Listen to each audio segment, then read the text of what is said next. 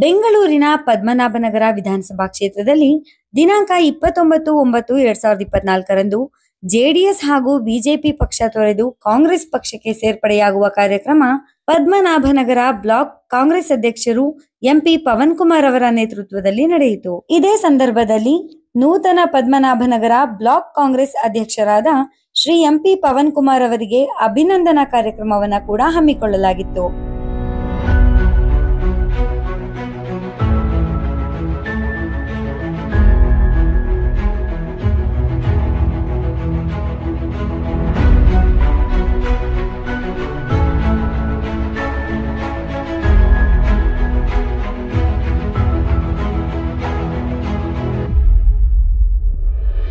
ಹಾಗೂ ಕಾಂಗ್ರೆಸ್ನ ಕಾರ್ಯಕರ್ತರಾದ ಸಂಜಯ್ ಅವರ ಹುಟ್ಟುಹಬ್ಬವನ್ನು ಆಚರಿಸಲಾಯಿತು.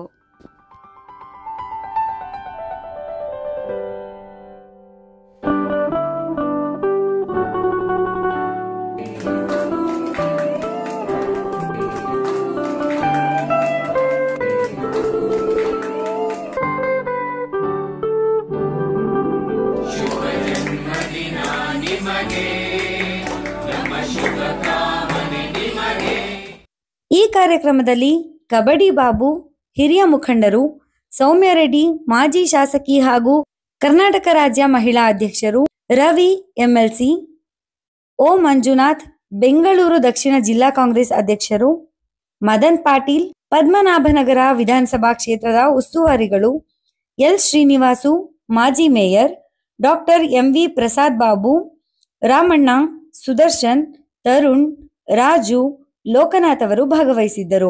ಹಿರಿಯ ಮುಖಂಡರಾದ ಕಬಡ್ಡಿ ಬಾಬು ಅವರು ಮಾತನಾಡಿ, ನಮ್ಮೆಲ್ಲರ ಆತ್ಮೀಯ ನಾಯಕರಾದ ಸೌಮ್ಯ ರೆಡ್ಡಿರವರೇ, ಮತ್ತೊಬ್ಬ ಹಿರಿಯ ನಾಯಕರು, ಮುಖಂಡರು, ಕಾಂಗ್ರೆಸ್ ಪಕ್ಷದ ಎಂಎಲ್ಸಿ ಆಗಿರುವಂತಹ ರವಿ ಅವರೇ, ಬೆಂಗಳೂರು ದಕ್ಷಿಣ ಅಧ್ಯಕ್ಷರಾದ ಓ ಮಂಜೂರವರು ಮತ್ತು ಡಿಸ್ಟಿಕ್ ಇನ್ಚಾರ್ಜ್ ಆಗಿರೋ ಪದ್ಮನಾಭನಗರ ಕ್ಷೇತ್ರ ಇನ್ಚಾರ್ಜ್ ಆಗಿರುವ ಮದನ್ ಮಲ್ಲೂರ್ ಅವರೇ, ಹಾಗೂ ನನ್ನ ಆತ್ಮೀಯ ಸಹೋದರರಾದ ಎಲ್ ಶ್ರೀನಿವಾಸರವರೇ, ಮತ್ತೊಬ್ಬ ಹಿರಿಯ ನಾಯಕರಾದ ರಾಮಣ್ಣ ಅವರೇ, ಬಿಬಿಎಂಪಿ ಮಾಜಿ ಸದಸ್ಯರಾದ ಗೋವಿಂದರಾಜ್ ಅವರೇ, ಹಾಗೂ ನನ್ನ ಹಿರಿಯ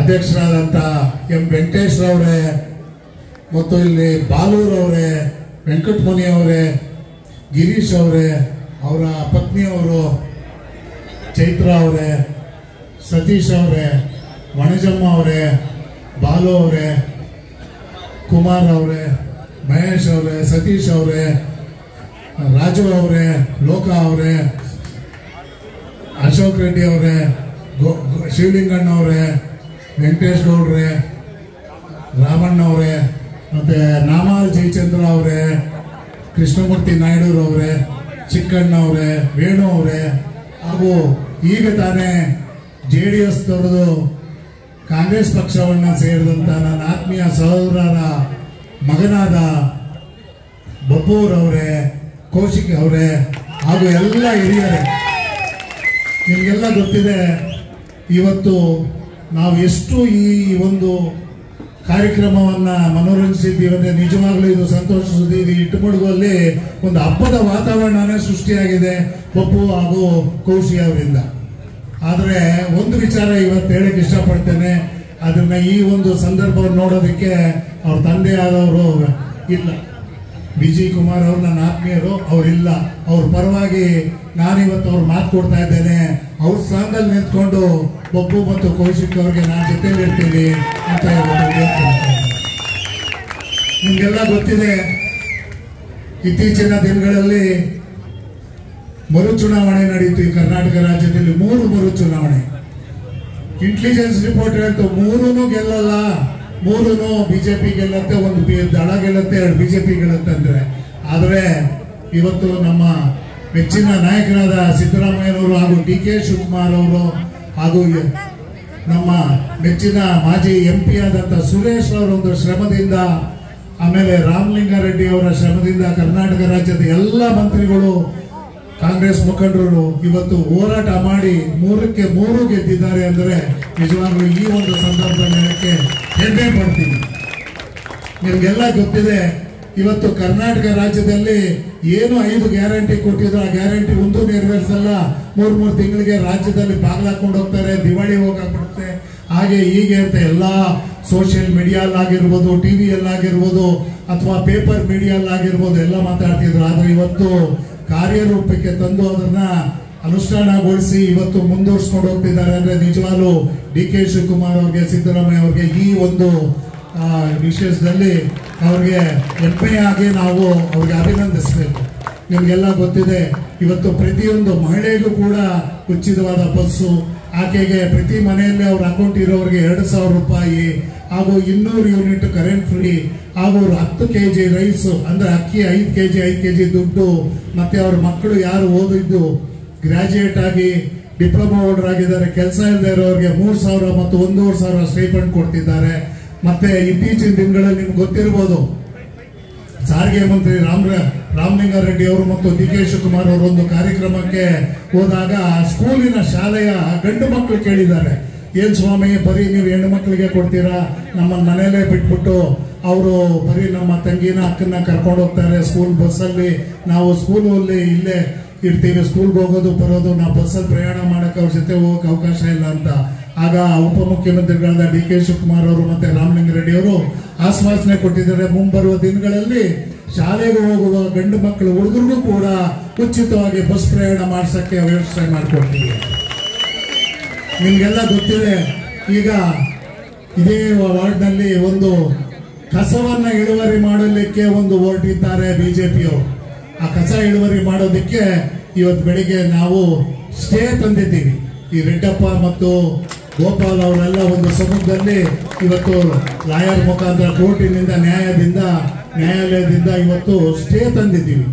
ಸೊ ಹಾಗಾಗಿ ನಿಮ್ಗೆ ಗೊತ್ತಿದೆ, ಈ ಭಾಗದಲ್ಲಿ ಏನನ್ನ ಪಕ್ಕದಲ್ಲಿ ಏನನ್ನ ಏನು ಗಂಗಮ್ಮನ ಗುಡಿ ಎದುರುಗಡೆ ಪಾರ್ಕ್ ಇದೆ, ಪಾರ್ಕ್ ಪಕ್ಕದಲ್ಲಿ ಕಸ ಇಳುವರಿ ಮಾಡುವಂತ ಒಂದು ವ್ಯವಸ್ಥೆಯನ್ನ ಮಾಡ್ತಾ ಇದ್ರು. ಅದೇನನ್ನ ಬಂದ್ಬಿಟ್ರೆ ಇಡೀ ಇಟ್ಟು ಮಡುಗುನಲ್ಲಿ ಇರೋರಿಗೆಲ್ಲ ಕ್ಯಾನ್ಸರ್ ಬರ್ತೋದು, ಮತ್ತೆ ಯಾವ ಮಕ್ಕಳು ಕೂಡ ಉಸಿರಾಡಕ್ಕಾಗಲ್ಲ. ಆಮೇಲೆ ಮುಂದೆ ಬರುವ ದಿನಗಳಲ್ಲಿ ಆ ಭೂಮಿಗೆ ಕೂಡ ಅದು ಹೋಗಿ ಕುಡಿಯೋ ನೀರು ಕೂಡ ಇಲ್ಲಿ ಬಹಳ ಕೆಟ್ಟೋಗ್ತದೆ ಅಂತ ಒಂದು ಇದನ್ನ ಇವತ್ತು ತಡೆಯಾಜ್ಞೆ ತಂದಿದ್ದೀವಿ. ಅಂದ್ರೆ ನಿಜವಾಗ್ಲೂ ಇಟ್ಟುಮಡುಗು ಜನ ನಮ್ಮ ರೆಡ್ಡಪ್ಪ ಮತ್ತು ಅವರ ಸಂಗಡಿಗರಿಗೆ ತುಂಬ ಹೃದಯದ ಅಭಿನಂದನೆಗಳು ತಿಳಿಸಬೇಕಂತ ಈ ಸಂದರ್ಭದಲ್ಲಿ ಹೇಳಕ್ಕೆ ನಾನು ಇಷ್ಟಪಡ್ತೀನಿ. ಈಗಾಗಲೇ ಉಪಮುಖ್ಯಮಂತ್ರಿಗಳು ಮತ್ತೆ ರಾಮಲಿಂಗಾರೆಡ್ಡಿ ಅವರು ಏನು ಉಸ್ತುವಾರಿ ಆಗಿದ್ದಾರೆ ಬೆಂಗಳೂರು, ಅವ್ರು ಹೇಳಿದ್ರೆ ಈ ಕಾರ್ಯಕ್ರಮನ ಯಾವುದೇ ಕಾರಣಕ್ಕೂ ಕೂಡ ನಾವು ಅಲ್ಲಿ ಮುಂದುವರಿಯೋಕೆ ಬಿಡೋದಿಲ್ಲ ಅಂತ ಮಾತು ಕೊಟ್ಟಿದ್ದಾರೆ. ಅದನ್ನು ಕೂಡ ಹೇಳಕ್ ಇಷ್ಟಪಡ್ತೀನಿ. ಹಾಗೆ ಡಿ.ಕೆ. ಶಿವಕುಮಾರ್ ಅವರು ಇತ್ತೀಚಿನ ದಿನಗಳಲ್ಲಿ ನಿಮ್ಗೆ ಗೊತ್ತಿರಬೇಕು, ಪೇಪರ್ ಅಲ್ಲಿ ಈಗಾಗಲೇ ಇಟ್ಟುಮಡುಗು ರಸ್ತೆ ಅಂದ್ರೆ ಅರಳ್ಳಿ ಆರ್ಚ್ ಇಂದ ಜನತಾ ಬಜಾರ್ ವರೆಗೂ 60 ಅಡಿ ಅಗಲೀಕರಣ ರಸ್ತೆ ಆಗ್ತಾ ಇದೆ. ಅದಾಗೂ ಕೂಡ ಇಲ್ಲಿ ಟ್ರಾಫಿಕ್ ಬಹಳ ಸುಲಭವಾಗಿ ಹೋಗ್ತದೆ. ಆ ರಸ್ತೆ ಆದ್ರೆ ಇವತ್ತು ಡಿ.ಕೆ. ಶಿವಕುಮಾರ್ ಹೇಳುವಾಗೆ ನಿಮಗೆ ಏನು ಇಲ್ಲಿ ಬೆಲೆ ಇದೆ ಅದು 2 ಪಟ್ಟಷ್ಟು ಬೆಲೆ ಏರುತ್ತೆ. ಇವತ್ತೇನು ಮನೆಗಳಿದೆ, ಸೈಟ್ಗಳಿದೆ, ಅದ್ರ ಬೆಲೆ ಡಬಲ್ ಆಗತ್ತೆ. ಸೊ ಇದು ಕೂಡ ಕಾಂಗ್ರೆಸ್ ಪಕ್ಷದ ಸರ್ಕಾರದಿಂದ ಒಂದು ವ್ಯವಸ್ಥೆ ಆಗ್ತಿದೆ ಅಂತ ಹೇಳಕ್ಕೆ ನಾನು ಇಷ್ಟಪಡ್ತೀನಿ. ನಿಮ್ಗೆಲ್ಲ ಗೊತ್ತಿದೆ, ಇತ್ತೀಚಿನ ದಿನಗಳಲ್ಲಿ ಸರ್ಕಾರ ಏನೇ ಆಗಿದ್ರು ಸರ್ಕಾರ ಹೋಗ್ಬಿಡುತ್ತೆ ಅಂತಿದ್ರು. ಆದ್ರೆ ಸರ್ಕಾರನ ಉಳಿಸೋರೇ ಹೋಗ್ಬಿಟ್ರು. ಸರ್ಕಾರನ ಉರುಳಿಸ್ತೀವಿ, ನಾವು ಹಂಗ್ ಮಾಡ್ತೀವಿ ಹಿಂಗ್ ಮಾಡ್ತೀವಿ ಅಂತ ಅವರೇ ಕಳೆದು ಹೋಗ್ಬಿಟ್ಟಿದ್ದಾರೆ. ಈಗ ಅವ್ರು ಹುಡುಕ್ಬೇಕು ಎಲ್ಲಿದ್ದಾರೆ ಅಂತ. ಹಂಗಾಗಿ ಇವತ್ತು ಬೊಬ್ಬ ಅವರು ಮತ್ತೆ ಕೌಶಿಕ್ ಅವರು, ಅವರ ಸಂಗಡಿಗರು ಎಲ್ಲರೂ ಹೆಸರು ಹೇಳಕ್ ಆಗಲ್ಲ. ಹಾಗೂ ಇಲ್ಲಿ ಬಂದಿರುವ ಎಲ್ಲ ನಮ್ಮ ಪಕ್ಷದ ಹಿರಿಯ ನಾಯಕರುಗಳು, ಸಹೋದರ ಸಹೋದರಿಯರಿಗೂ, ಇಟ್ಟುಮಡುಗು ಭಾಗದ ಇಲ್ಲಿ ಬಂದಿರುವ ಎಲ್ಲ ನನ್ನ ಸ್ನೇಹಿತರುಗಳಿಗೂ ಎಲ್ರಿಗೂ ಹೊಂದಿಸ್ತಾ ನಾನು ಮಾತಾಡಕ್ಕೆ ಅವಕಾಶ ಮಾಡಿಕೊಟ್ಟ ಎಲ್ರಿಗೂ ಹೊಂದಿಸ್ತಾ, ಯಾಕಂದ್ರೆ ಇನ್ನು ಅನೇಕ ಜನರು ನಾಯಕರುಗಳು ಮಾತಾಡಬೇಕಾಗಿದೆ.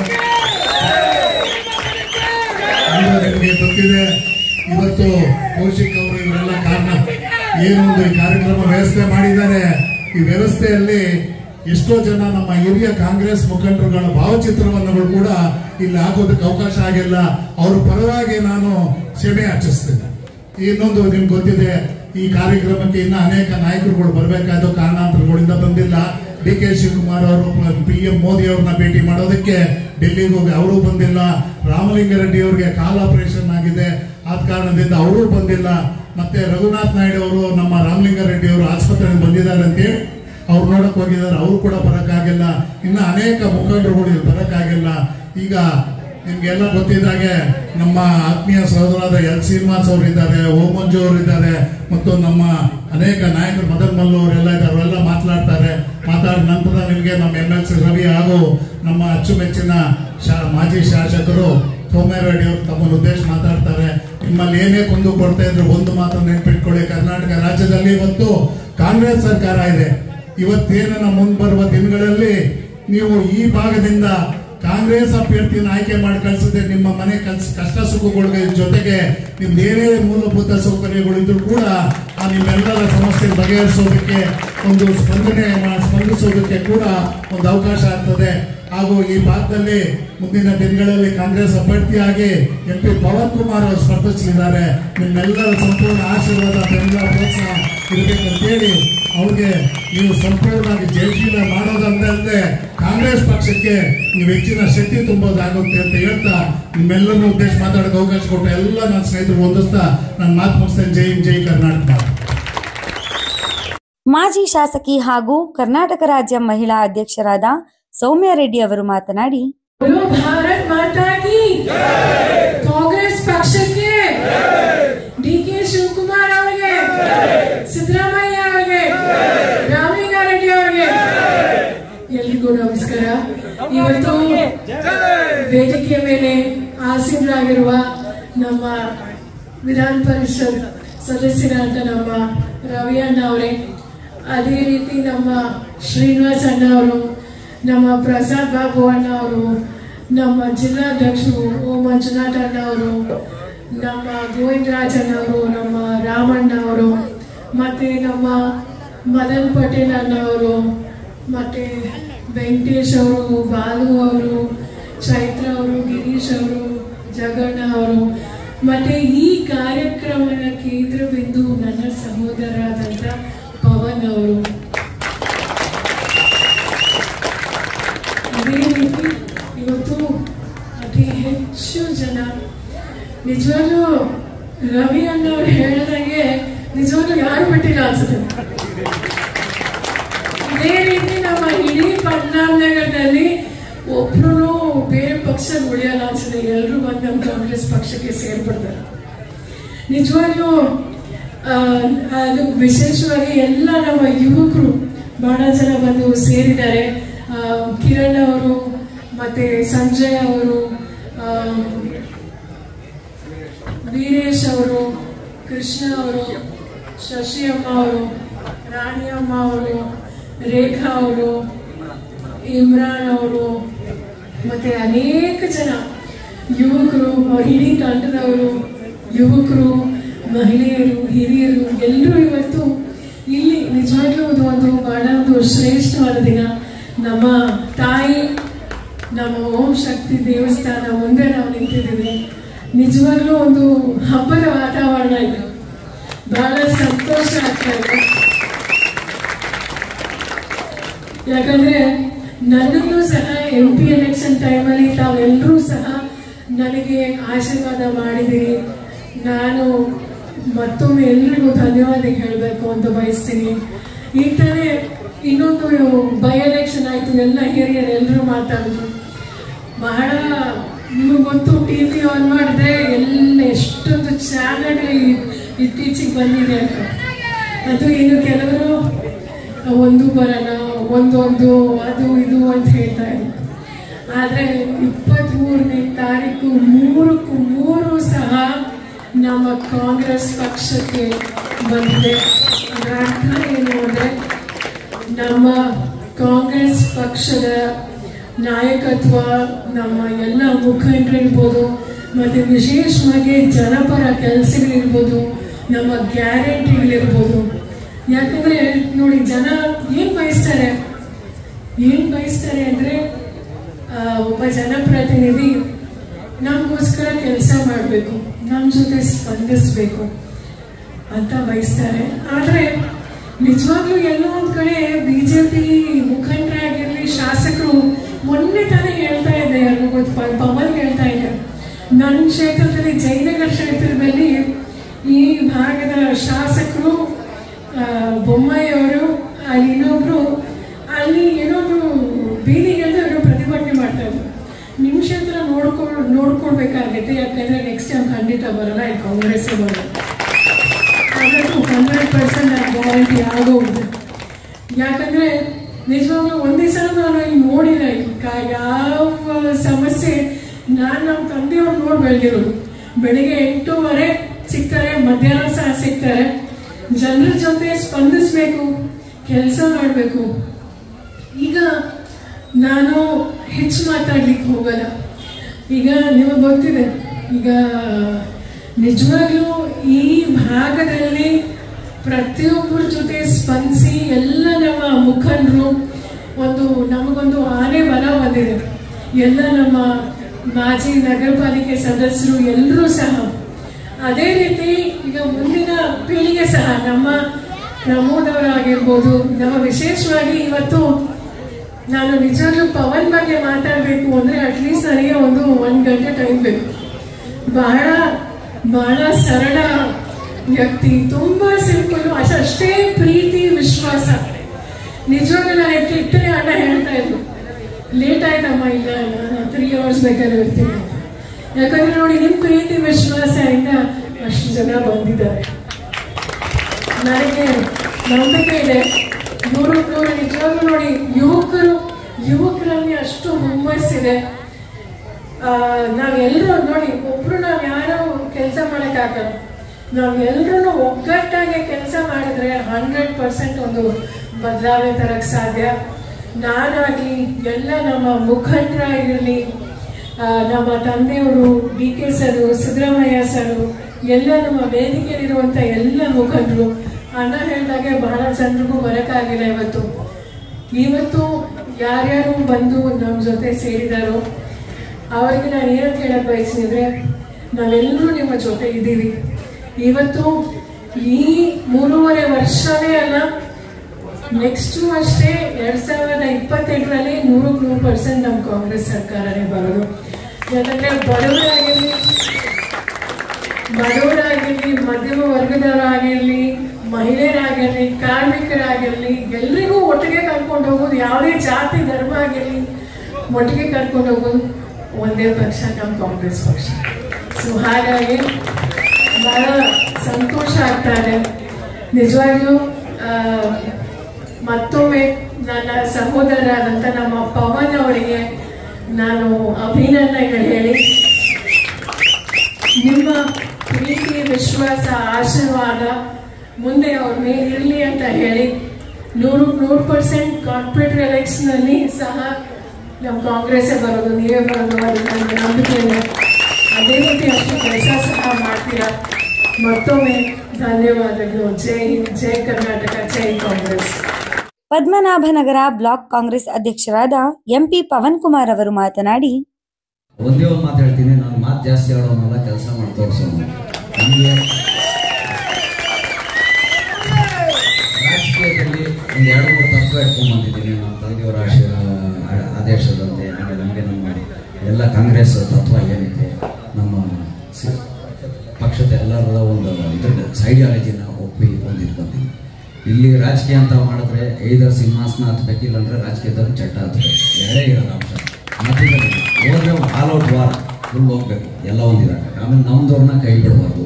ನಾನು ಇವತ್ತೇನು ಬಂದಿದ್ದೀನಿ, ಡೈಲಿ ನಾನು 9 to 8 ಜಾಬ್ ಥರ ನಾನು ಇಲ್ಲೇ ಇರ್ತೀನಿ ಅಂದರೆ ನಮ್ಮ ಕುಟುಂಬದ ಥರ. ನಾನು ಈ ಥರ ರಾಜಕೀಯ, ನಾವು ಸೋಷಿಯಲ್ ಸರ್ವಿಸ್ ಇನ್ನೊಂದು ಅಂತ, ನಾನು ಫ್ಯಾಮಿಲಿ ಸರ್ವಿಸ್ ಅಂತ ತಿಳ್ತೀನಿ. ನೀವು ನನಗೆ ವೋಟ್ ಹಾಕ್ತಿರೋ ಇಲ್ಲೋ, ಈ ಪಕ್ಷನ ಆ ಪಕ್ಷನ, ಈ ಜಾತಿನ ಆ ಭಾಷೆನ, ಅದೆಲ್ಲ ನಾನು ನೋಡಲ್ಲ. ಒಳ್ಳೆತನದಲ್ಲಿ ನಮಗೆ ಅಧಿಕಾರ ಕೊಟ್ಟು ಇವತ್ತು ನಾನು ರವಿ ಸರ್ ಹೇಳ್ದಂಗೆ ಕೆಲಸ ಮಾಡೋ ಛಲ ಎಷ್ಟೋ ಜನಕ್ಕೆ ಇರ್ಬೋದು, ನನಗಿಂತ ಇನ್ನೂ ಜಾಸ್ತಿ ಜನಕ್ಕೆ ಇರ್ತಾರೆ. ಆದರೆ ಕೆಲಸ ಮಾಡೋ ಹುಡುಗನಿಗೆ ಅಧಿಕಾರ ಕೊಟ್ಟು ನೀನು ಮಾಡಪ್ಪ, ನಿನ್ಗೆ ಏನು ಬೇಕೋ ನಾವು ಇರ್ತೀವಿ ಅಂತ ಕೊಟ್ಟಿರೋ ನಮ್ಮ ನಾಯಕರು DK ಶಿವಕುಮಾರ್ ಸರ್ ಆಗಲಿ, ನಮ್ಮ ಸುರೇಶ್ ಸರ್ ಆಗಲಿ, ರಾಮಲಿಂಗರೆಡ್ಡಿ ಅವರಾಗಲಿ, ನಮ್ಮ MLC ರವಿ ಅವರು, ನಮ್ಮ ಸೌಮ್ಯಕ್ಕವರು, ಇವರು ನಮ್ಮ ತಂದೆಯವರು, ಸೀನಾ ಅಂಕಲ್ಲು, ಎಲ್ಲರೂ ಇಲ್ಲಿ ವೇದಿಕೆ ಮೇಲಿರೋ ಹಿರಿಯರು, ಇವರು ನನಗೆ ಆ ಧೈರ್ಯ, ಶಕ್ತಿ, ಆ ಕೆಪಾಸಿಟಿ ತುಂಬಿದ್ದಕ್ಕೆ ನಾನು ಕೆಲಸ ಮಾಡೋಕ್ಕೆ ಸಾಧ್ಯ ಆಗ್ತದೆ.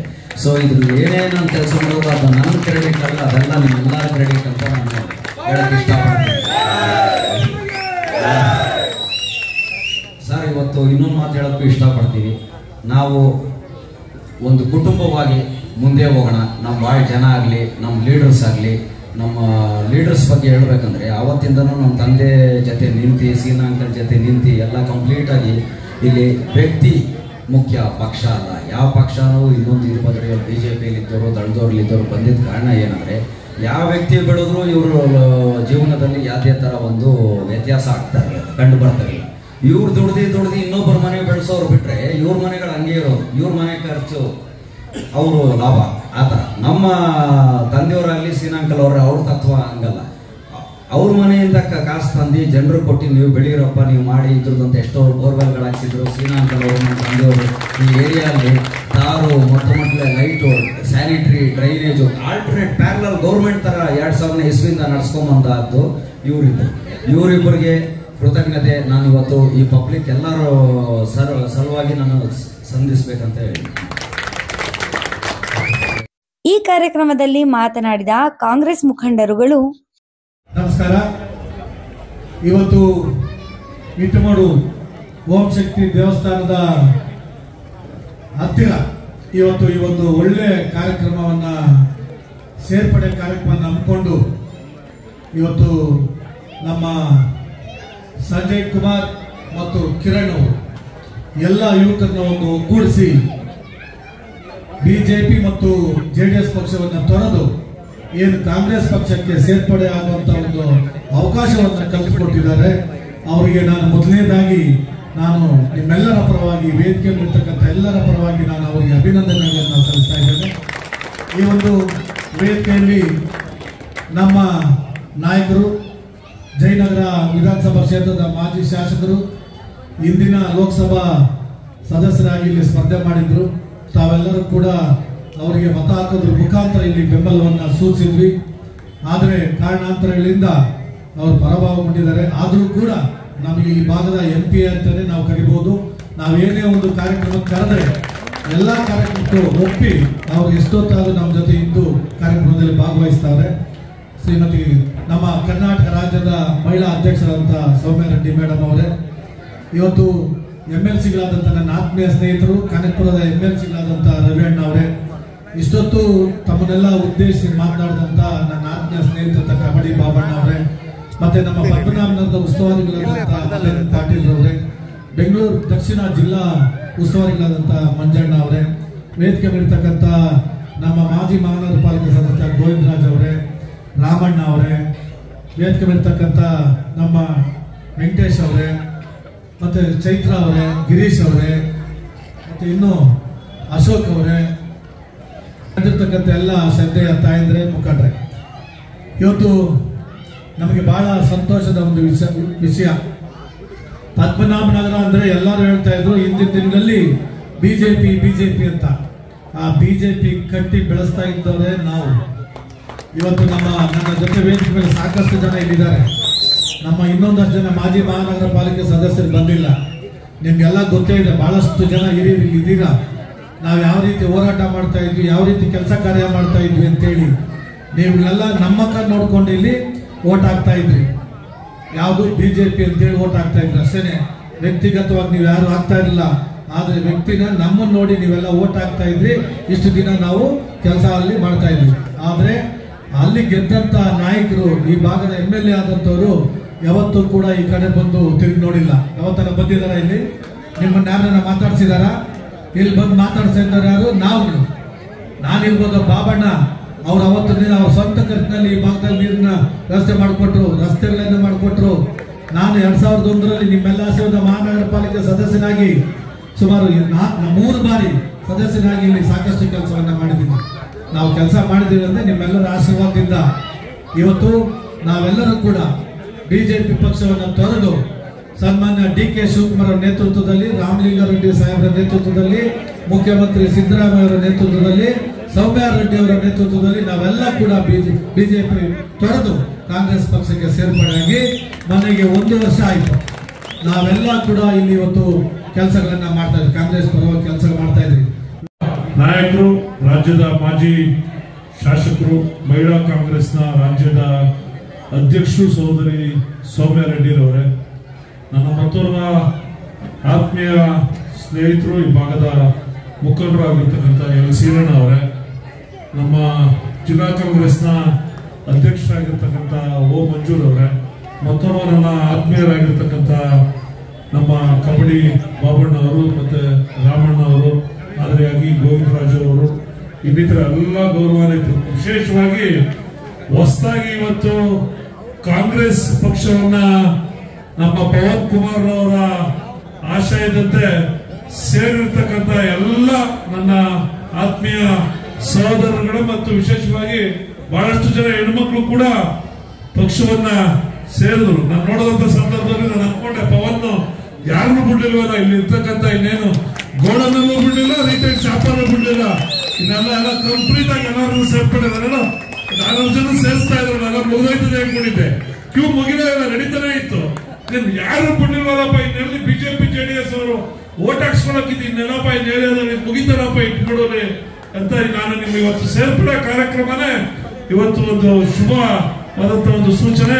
ಈ ಭಾಗದಲ್ಲಿ ನಿಶ್ಚಿತವಾಗಿ ಕಾಂಗ್ರೆಸ್ ಪಕ್ಷದ ಭದ್ರಕೋಟೆಯಾಗಿ ಮುಂದಿನ ದಿನಗಳಲ್ಲಿ ಈ ಭಾಗ ಹೊರಹೊಮ್ಮುತ್ತದೆ ಅಂತಕ್ಕಂಥದ್ರಲ್ಲಿ ಯಾವುದೇ ಅನುಮಾನ ಇಲ್ಲ.